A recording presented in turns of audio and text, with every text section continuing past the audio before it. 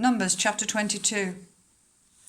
Then the Israelites travelled to the plains of Moab and camped along the Jordan opposite Jericho. Now Balak, son of Zippor, saw all that Israel had done to the Amorites, and Moab was terrified because there were so many people. Indeed, Moab was filled with dread because of the Israelites. The Moabites said to the elders of Midian, "This horde is going to lick up everything around us, as an ox licks up the grass of the field." So Balak, son of Zippor, who was king of Moab at that time, sent messengers to summon Balaam, son of Beor, who was at Pethor near the river Euphrates in his native land. Balak said, "A people has come out of Egypt. They cover the face of the land and have settled next to me. Now come and put a curse on these people, because they are too powerful for me. Perhaps then I will be able to defeat them and drive them out of the land.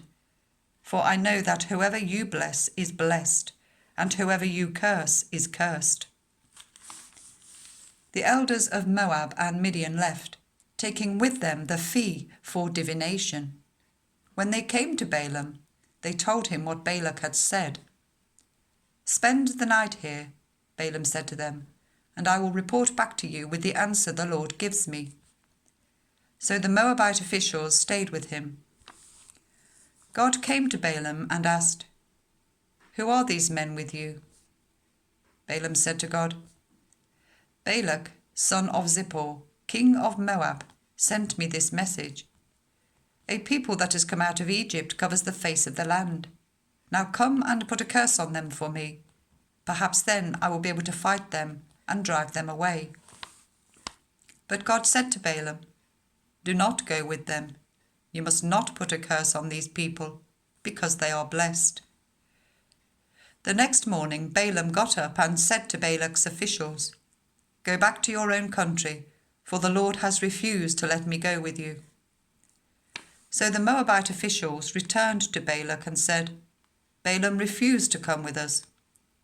Then Balak sent other officials, more numerous and more distinguished than the first. They came to Balaam and said, "This is what Balak, son of Zippor, says.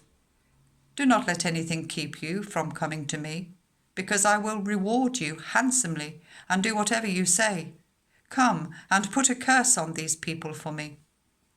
But Balaam answered them, "Even if Balak gave me all the silver and gold in his palace, I could not do anything, great or small, to go beyond the command of the Lord my God.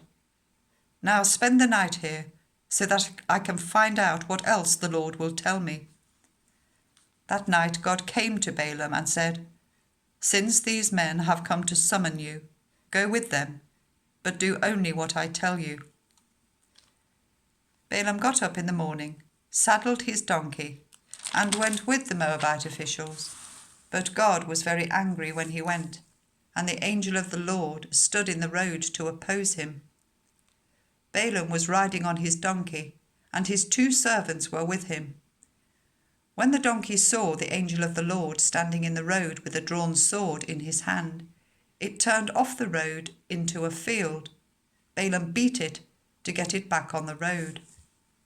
Then the angel of the Lord stood in a narrow path through the vineyards, with walls on both sides. When the donkey saw the angel of the Lord, it pressed close to the wall, crushing Balaam's foot against it. So he beat the donkey again. Then the angel of the Lord moved on ahead and stood in a narrow place where there was no room to turn, either to the right or to the left. When the donkey saw the angel of the Lord, it lay down under Balaam, and he was angry and beat it with his staff. Then the Lord opened the donkey's mouth, and it said to Balaam, "What have I done to you to make you beat me these 3 times?" Balaam answered the donkey, "You have made a fool of me.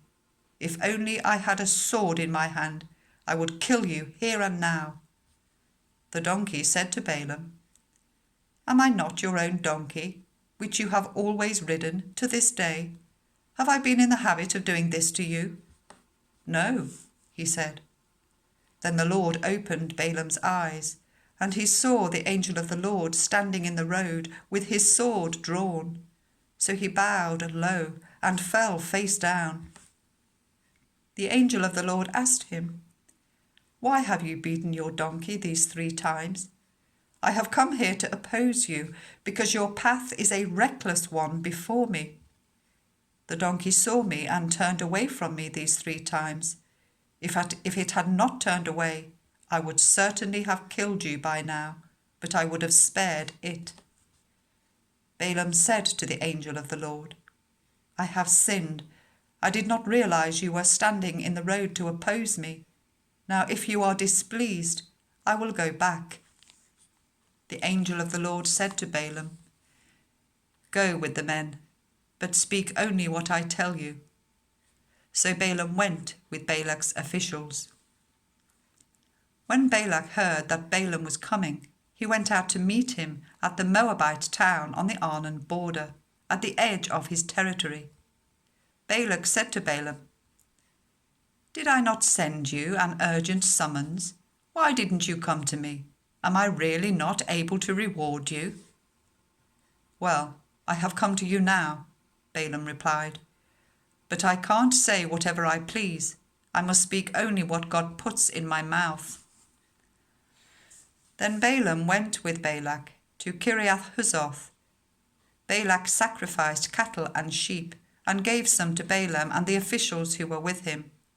The next morning, Balak took Balaam up to Bamoth Baal, and from there he could see the outskirts of the Israelite camp.